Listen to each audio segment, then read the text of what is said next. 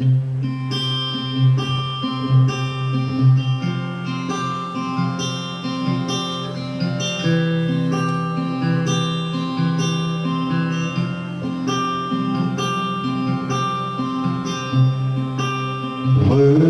of every song we could ever sing, worthy of every praise we could ever bring, worthy of every breath we could ever breathe. We live for you, oh, we live for you.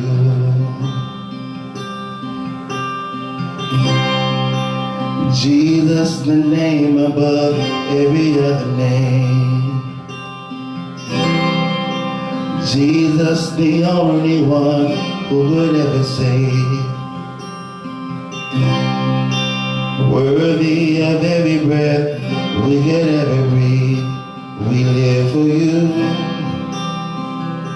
We live for you. Holy, there is no one like you.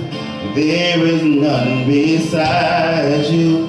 Open up my eyes in wonder and show me who you are and fill me with your heart and lead me in your love to those around me.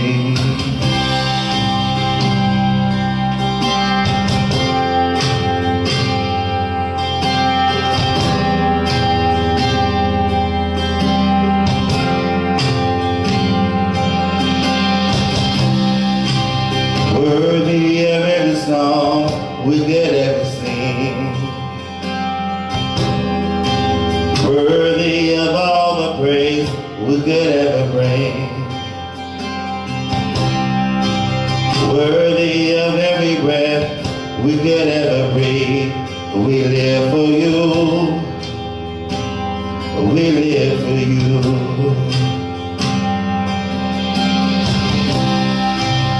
Jesus, the name above every other name. Jesus, the only one who could ever save. Worthy of every breath we could ever breathe. We live for you. We live for you.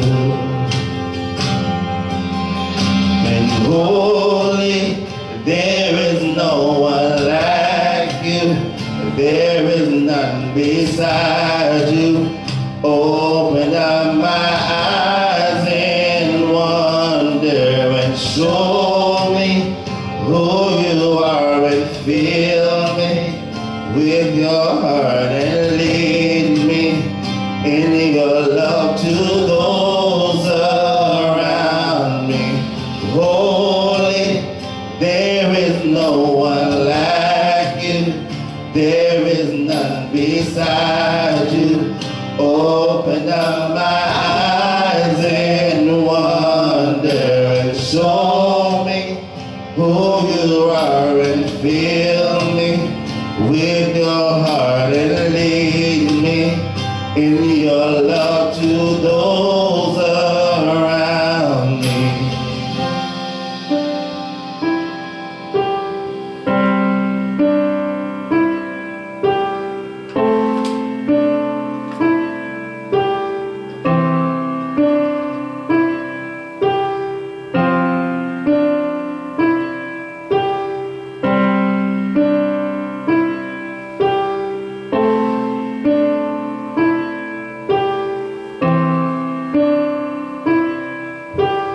I will build my life upon your love. It is a firm foundation, and I will put my trust in you alone, and I will not be shaken. I will build my life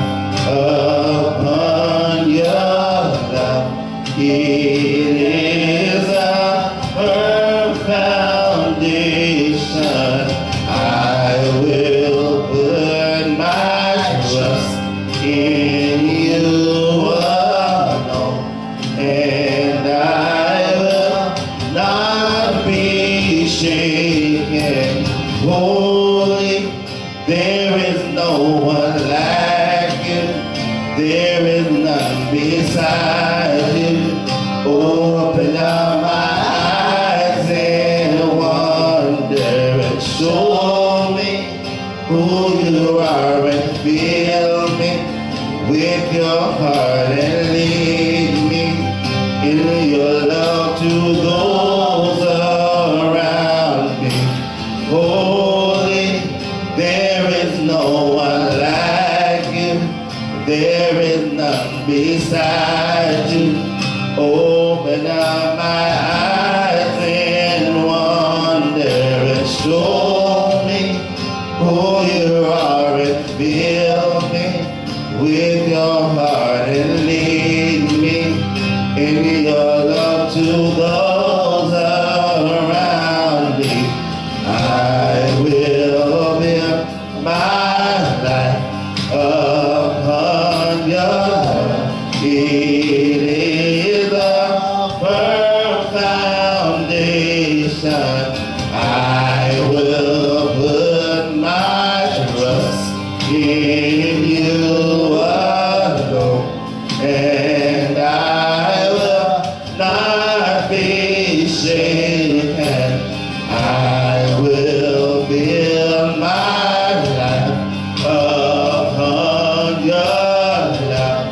It is a firm foundation. I will put my trust in you alone, and I will not be shaken. I will build my life upon your love. It is a firm foundation.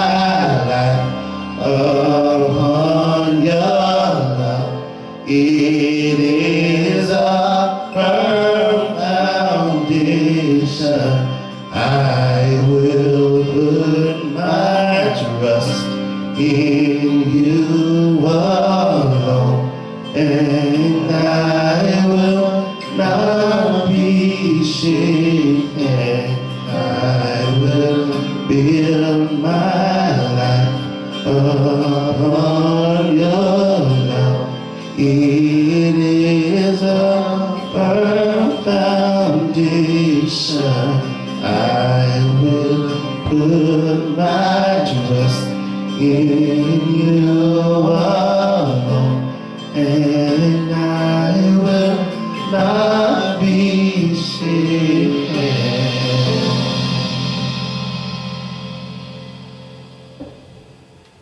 Turn with me, if Amen. you would please, today to Isaiah chapter 53.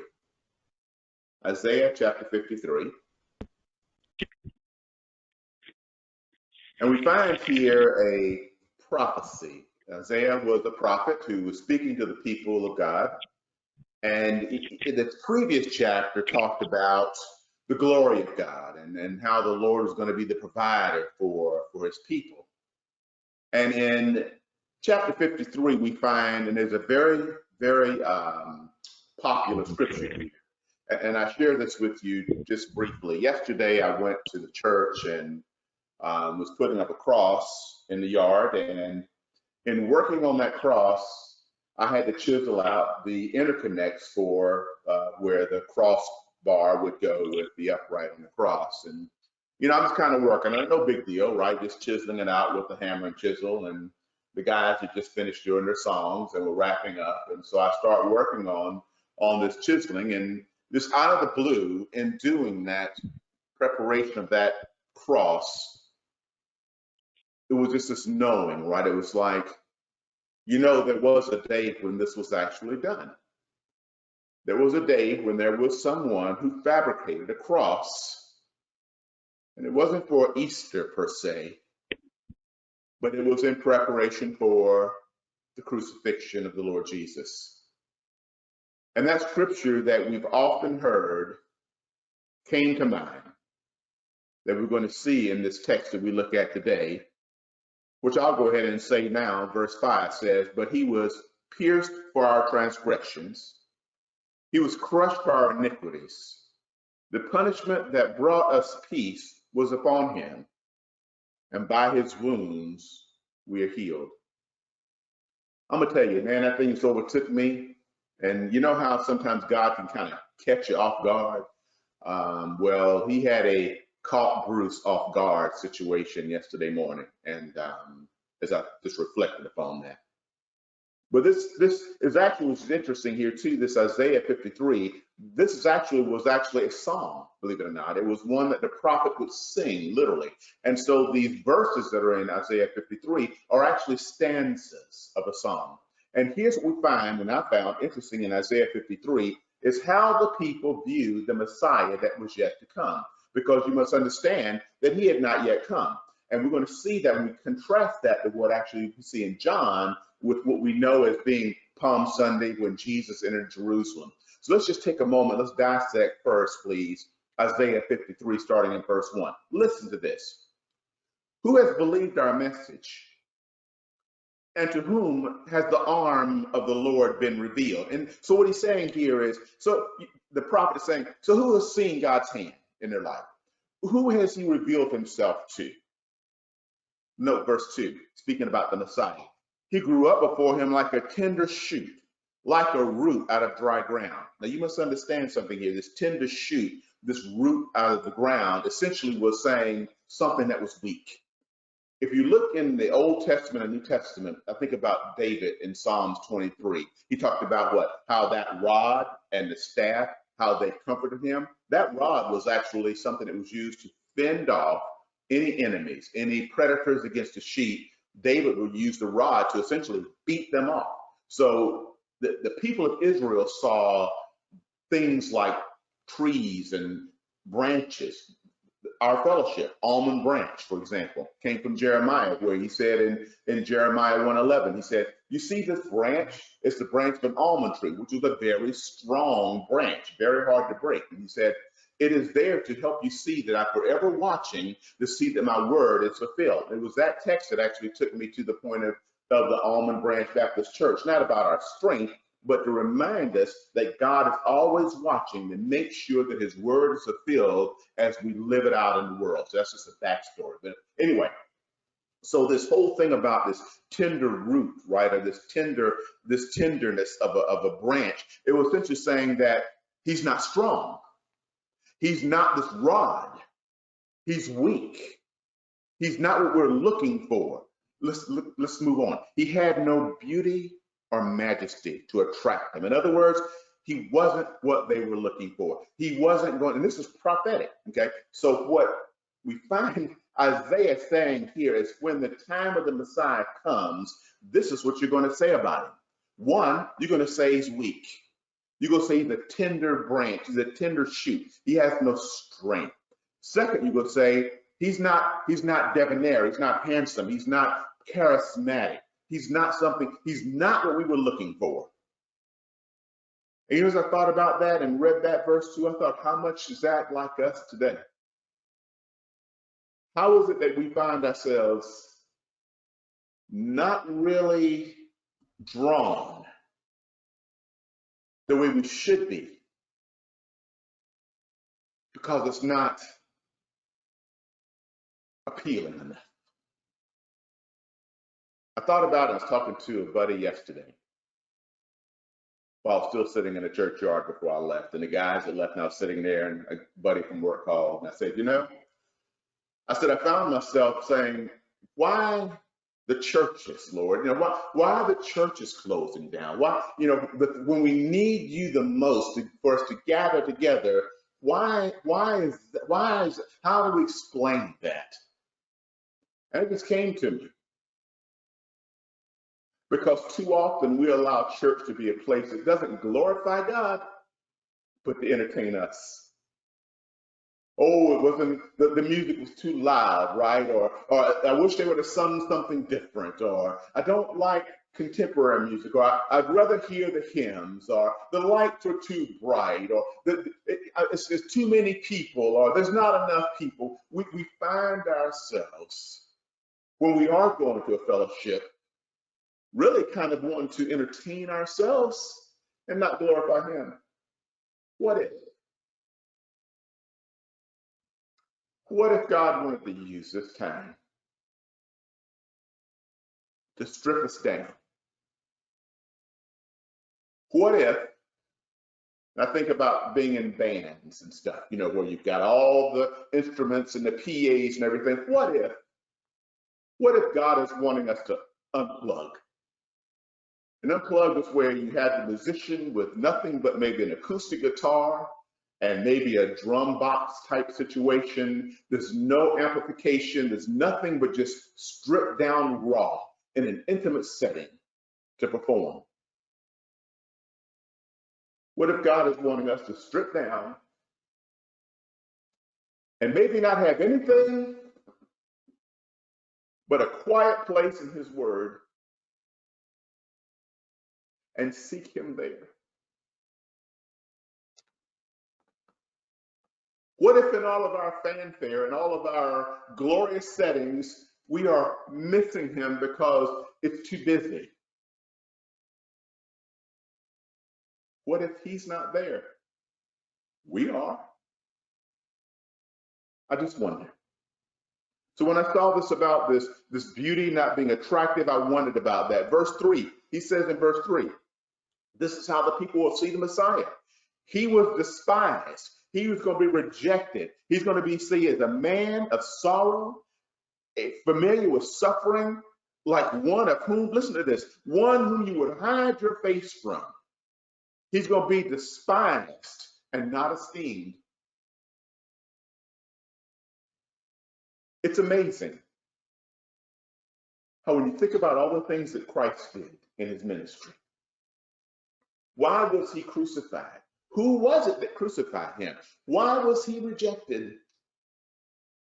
It was because they were looking for one thing and God sent them another. They were looking for the strong king, one with a rod who would crush the enemy.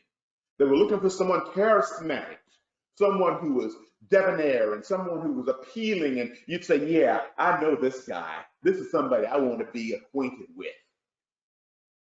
But yet God sent them someone who did not meet any, instead of being the one who was a defeater of the enemy, he was this lowly person who found himself really hanging out with the least of these. Instead of being the one who was very well dressed and someone who was very affluent in his society in which he was in, he found himself wrapping a towel around his waist and wiping and cleaning people's feet. He was with lepers and he was with prostitutes and he was with the least of these and the lowly. He's not the kind of guy I want to hang with, but yeah, that's who God sent. And I wonder how is it that today we may be upset or sad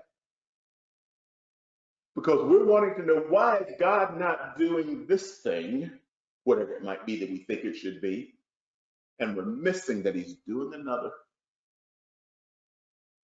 You see, it's not that God's not working right now. He just might not be working the way that you or I want him to. But he's working. And he's working to do something he's promised would be good. But we have to, the proverb says, decide not to lean on our own understanding. As we do. And choose to acknowledge him. Even though what God is doing may not be what we want or what we think should be happening, but yet what he's doing for us is good. He goes on to say in verse 4, surely he took up our iniquities and carried our sorrows. Listen, yet we considered him stricken by God, smitten by him and afflicted. Verse 5, that very familiar verse. But he was pierced. That word pierced means he was killed. He was pierced for our transgressions. Transgressions mean for laws that were broken. Did you know that just as much as there are physical laws, such as if you were to drop something out of your hand, the physical law of gravity says it's going to do what? It's going to hit the ground. There are physical laws. If you hit something, the law of inertia says if you hit something hard enough, there's going to be a resulting damage to the thing that's hit. I don't know all of them, but I submit to you that the scientists and the engineers and the teachers and those who may be on this very conference with me right now, I bet you can think of where there are physical laws, principles that cannot be broken, that are real, that are legitimate, and are repeatable. Did you know there are also spiritual laws? Did you know that there are laws that God has established as far as the way folks should live and how we should believe? Did you realize that faith, for example, is a spiritual law? It's a spiritual attribute. It's consistent. Did you realize that trusting God and that God's work in this world, both in the natural and the supernatural, is a law, a reality? Do you even think about the supernatural, the supernatural of God's hand working even now in which time in which we live? You see, we are very aware and sensitive to the physical laws, but somehow we divorce ourselves of thinking about the spiritual laws: righteousness, holiness, godliness, love, mercy. They're laws that faith, trust in Him. And so he talks about these laws, this transgression that was a reality. And he says here, he was crushed for our iniquities. The punishment that brought us peace was upon him. And this by his wounds we are healed. We often, and I do, and it's true, God is in the healing business. He is. He can heal, he can raise, he can do whatever he chooses to do. But you see, we sometimes get so caught up in the natural and the physical aspect, we sometimes miss the spiritual and the supernatural reality as well. The ultimate healing will be that day we see him face to face. That ultimate healing is what happens when we transition from this world to, we don't get this sometimes, but that law supernaturally of eternity. Because everything that we do here is temporal, temporary. But there's this eternal perspective that we miss sometimes. And that's the healing that God is really looking at most. And this, by his stripes, his wounds are we healed, is that now there is a way that we are able to stay here and yet transfer to heaven, holy and forgiven in his sight. There was a finished work that was done on this cross. Now, I thought about this morning. One may say, well, then what's the use? What's the use in investing in everything we're doing here if it's temporary? What's the use of investing in everything here if there's another plan that God has? And I thought about an analogy. If you look at a team, because we have some athletes maybe on the call and some coaches and different ones, and pick whatever setting it might be. The athlete that you want most on your team is the one who will give his or herself to the very end. They're always trying to look for a way to improve. They're always trying to look to do something better. They're always invested in the game. But when the coach calls a play, they know they have one responsibility.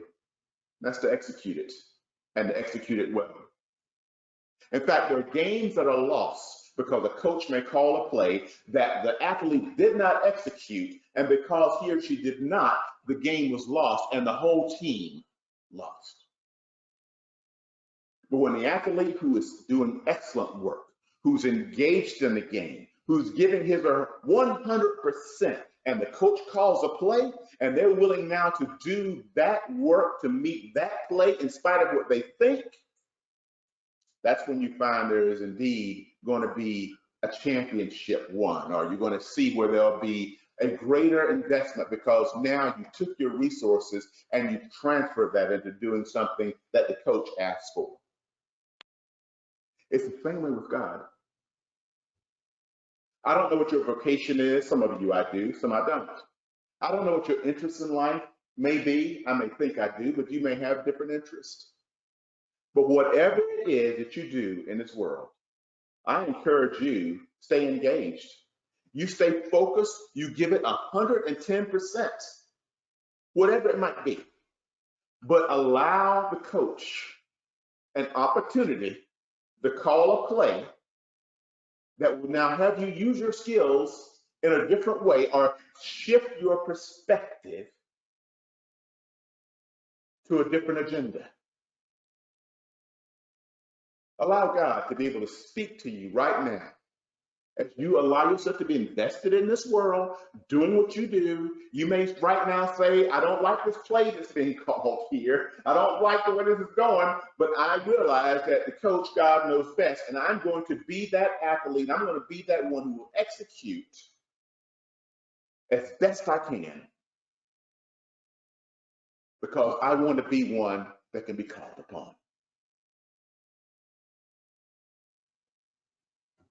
Today was kind of hard for me today. I don't know why.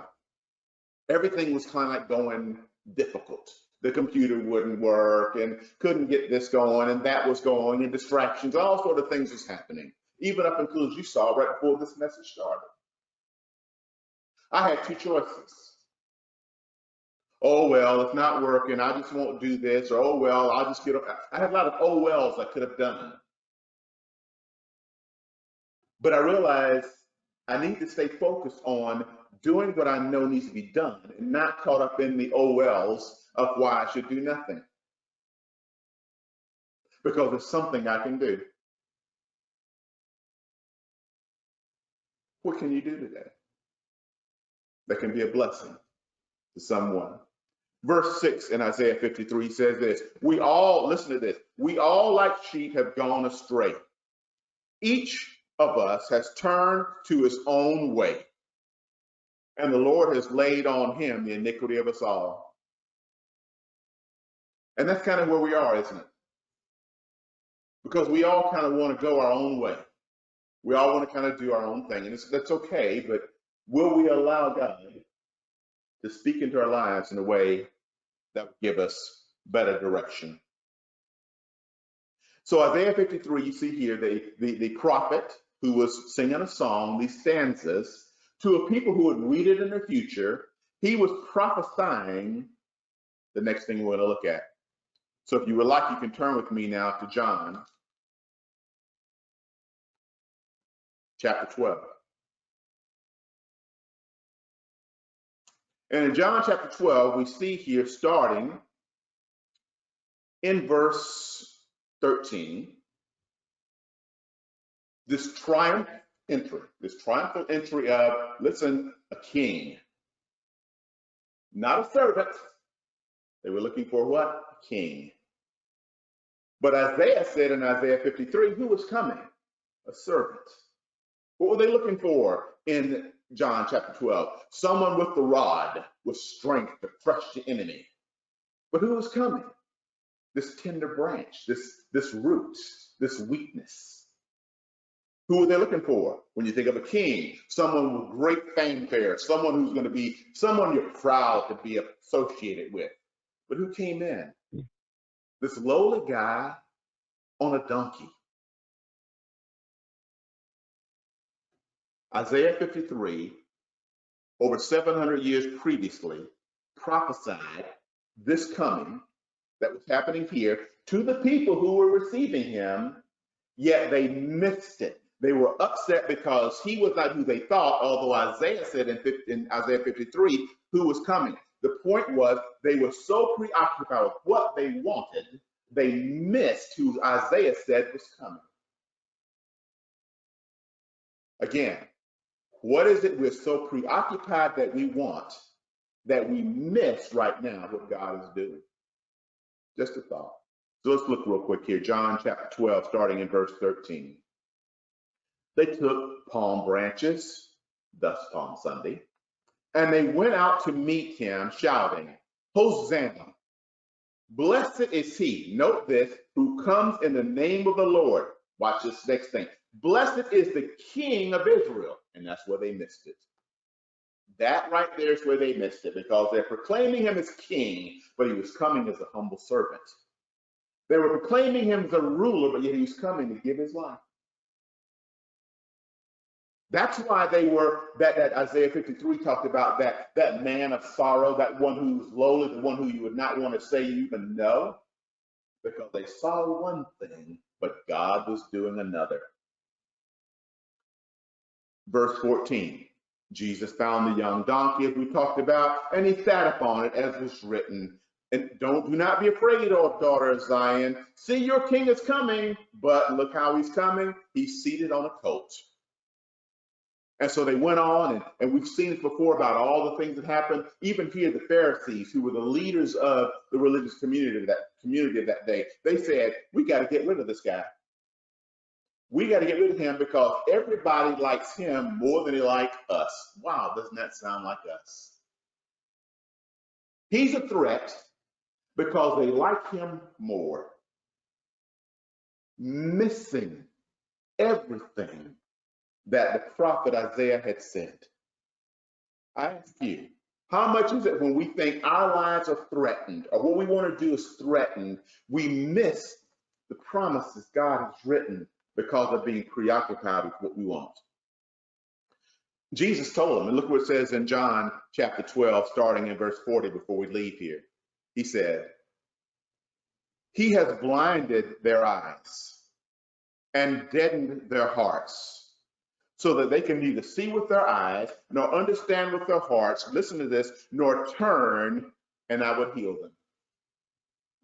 And I wonder right now today, with us being in this pandemic situation and not being able to do what we want to do the way we want to do it, how many of us find ourselves, I know I wane, meaning one day I'm clear, one day I'm not, one day I'm fully engaged, and next day I may not be. It's actually kind of sometimes hour to hour. Maybe you're better at that, and if you are, bless you for that.